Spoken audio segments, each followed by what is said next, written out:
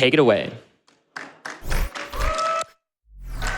Hi, how's it going? Summer Games Done Quick. I am Ruby Hart, and I am here with AmberCyprian and TGH for the upcoming Legend of Zelda Four Swords run. How are y'all doing? You excited for the run? Very good. Very excited. Yeah, absolutely. Same here. I'm very excited to be running Four Swords.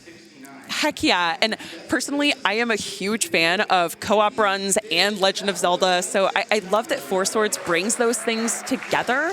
But the idea of being able to speedrun co-op with your partner is incredible to me. So how did you two get into speedrunning this game together? So, believe it or not, this is not actually the first run that we've done as a co-op on GDQ, or on like even a mainline GDQ event, because we did Sonic 3D Blast 2 players, 1 controller.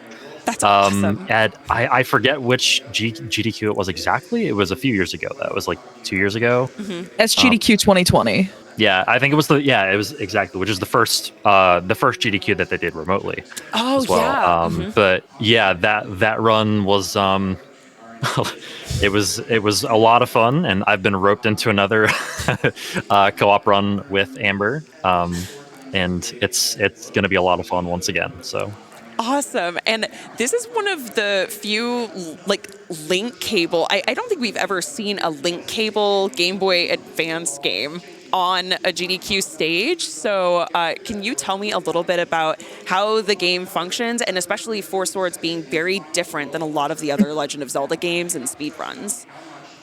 Sure. So the Legend of Zelda Four Swords actually comes on a GBA cartridge with A Link to the Past, with Link to the Past being like the big title, and then the Four Swords being the multiplayer title.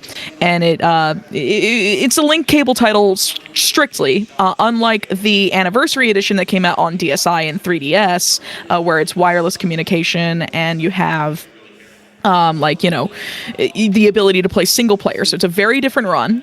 And it's certainly not this game, which is Zelda Four Swords Adventures for the GameCube, that required 4 Game Boy Advances connected to a GameCube, and it was just a big fun time, but also at a single player mode. But what we're doing is we're connecting not 2 GBAs, but we're connecting a Game Boy player to my GBA, because I'm going to be player 2. I'm going to be the red Link, and TGH is going to be green Link. Using one of these things to connect our systems together. We're going to be connecting to the Game Boy player, and that's the thing that connects to the bottom of the GameCube, but we're not going to be connecting 2 Game Boy players together, because normally this run requires both player screens to be shown for the leaderboards.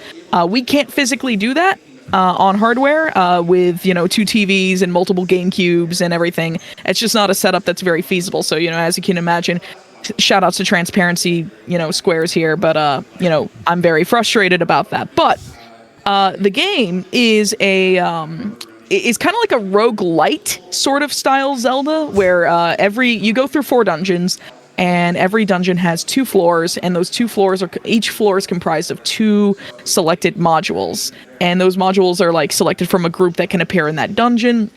Usually it's, one module that, you travel to a puzzle, and then that second module is the puzzle, and you're looking for a key to collect to go to a heart door, and then, go to a warp zone, go to the next floor. Rinse and repeat until you get to the boss floor, which is floor 3, and then, you beat the dungeon, you move on. And it's important to know that, this is a game that is often randomly generated. So, we just have to learn what modules can appear, how to deal with them the best way possible, and, not try to walk through a doorway at the same time. Mission impossible there. I was going to say, this is one of the few Legend of Zelda games that actually has RNG related to it, as far as the modules and not really knowing what to expect. So are there certain modules that are easier to approach that you're kind of hoping for, or do you have plans prepared for all of them? For sure. I mean, we have plans for all of them, but there are a couple different modules that we're hoping for that are faster and easier to deal with. There are some that are real problems, though. There are some that can be real problems. Okay, which of those is the worst? The one that you're really not hoping for? I know that with some of my speed runs, there are certain tricks that I always kind of dread when I get to it, but you have to get through it to get to the rest of the run. We really do not want to play soccer in Vadi's Palace. Let's just say that. Yeah, there's we'll just say like trying to knock like a bunch of these random bouncy balls into like pool pockets. It's basically playing pool in Vadi's palace, and trying to handle like I think it's like 8 or 10 of them like all at once, where you have to slash them with the sword or bounce them with your shield, so that they start rebounding all over the place, and you have to get them into these holes at the top, bottom, left, or right of the room. And you have to do that, whereas most other modules don't need you to do that, where the balls appear. They just, give you a chest with rupees. No, this one gives you a chest with the key you need to progress, and we want nothing to do with it. There's also another one in Vadi's Palace that requires 4 keys, and then you have to go do another puzzle module, so you're collecting like 5 keys in total, and it's awful. It's so funny. I used to play this game obsessively with my friends, and I had forgotten so much. And as soon as you gave me that description, I just flashed back in horror. I remembered that level. Instantly knew what it was. No, that level is so bad. Okay, well, I wish you the best of luck, the best of modules. Thank you so much for taking the time, and all the best for the run. Absolutely. Thank you so much for the interview. Yeah, thank you. Absolutely. So everyone, please make sure to tune in for the Four Swords Adventure, or not Four Swords Adventures, that's the GameCube game, the Four Swords run that is going to be coming up in just a little bit here. But I'm going to go ahead and send you back for more runs in the marathon. Bye.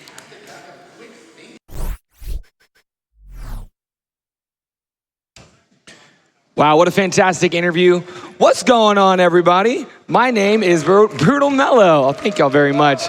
So I'm gonna be honest with you, my voice is kind of shot. It's been a long week for me, so I'm gonna need a lot of help from the live audience. Do y'all think you can help me today? I love it.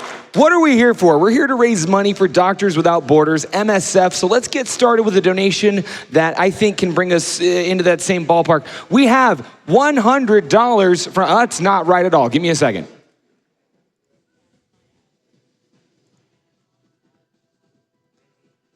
We have $15 from Mom6226, who says, let's go and go over the $1 million mark for the first $1 million of the marathon. Thanks to all and good luck, runners. Thank you, Mom6226. And thank you so much to Saviath for their $50 donation, who says, Jigglypuff. Thank you, Saviath.